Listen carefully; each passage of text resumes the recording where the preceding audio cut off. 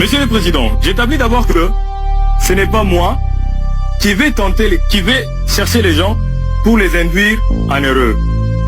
Ce n'est pas moi. La Bible est très claire à ce sujet. Et je vous prie, pour ce faire, de consulter Jacques, chapitre 1, verset 1 à 12. Vous constaterez que ce que je dis est vraiment vérifié.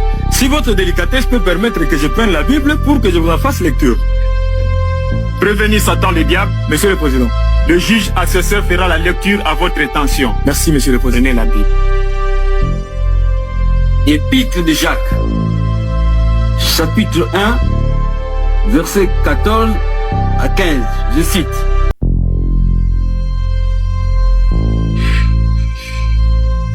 Mais chacun est tenté. Et quand il est tenté, il est attiré et pris au piège par son propre mauvais désir. Ensuite, le mauvais désir conçoit et donne naissance au péché.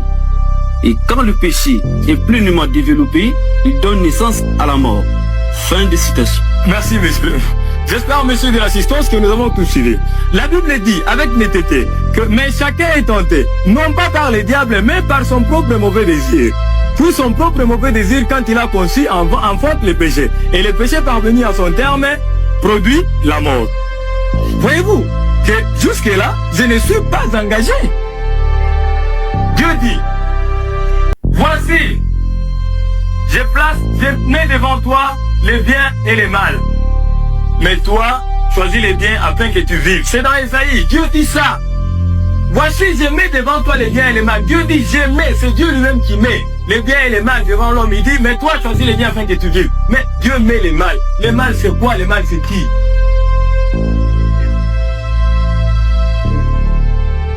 Monsieur, faites valoir votre libre arbitre. Dieu ne dit pas, préfère toi au diable pour choisir. Il dit, toi, choisis, c'est à l'impératif. Mais si toi, tu choisis les mal, ce n'est pas moi qui te le fais choisir. Messieurs les hommes, je me résume. Évitez de tomber dans une erreur irréparable. Vous rendrez compte à Dieu de ce que vous aurez fait de la vie qui vous a confiée. Et moi, je rendrai compte à Dieu de ce que je sais. Non, messieurs les hommes, vous êtes tout simplement victimes de votre mauvaise foi. Les hommes de l'époque du Christ voulaient la puissance. Les hommes de l'époque du Christ voulaient la domination. Les hommes de l'époque du Christ voulaient régner. Ils ont refusé Dieu. Ils l'ont crucifié. Vous n'êtes pas mieux, vous. Les hommes de l'époque actuelle.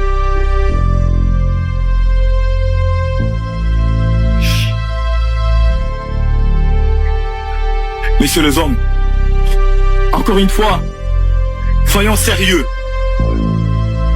Vous êtes des incapables, tous des incapables. Un laps de temps suffit pour qu'on vous retrouve dans des prières de confession interminables.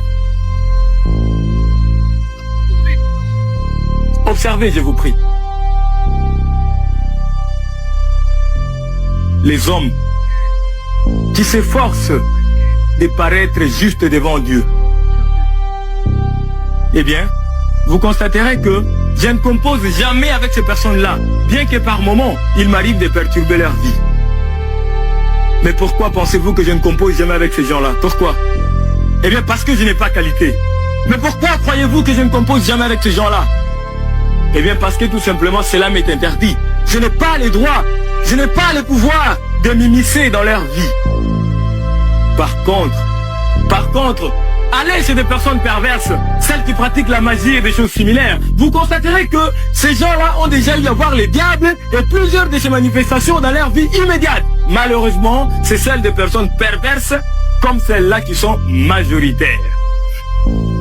Vous fréquentez les cimetières en quête de puissance dominatrice que les esprits malins procurent aux mauvaises gens. Vous aimez l'argent par-dessus tout. Vous enviez la femme du prochain. Tout cela est réprimé par la Bible, mais vous le faites. Vous avez votre conscience pour vous arrêter, mais vous refusez. Vous commettez des actes, mais vous ne voulez jamais en supporter les conséquences. Puis soudain, quand cela se retourne contre vous, vous accusez les diables. Ce n'est pas juste. Non, messieurs, vous n'avez pas raison de m'accuser, messieurs les hommes. Je plaide non coupable.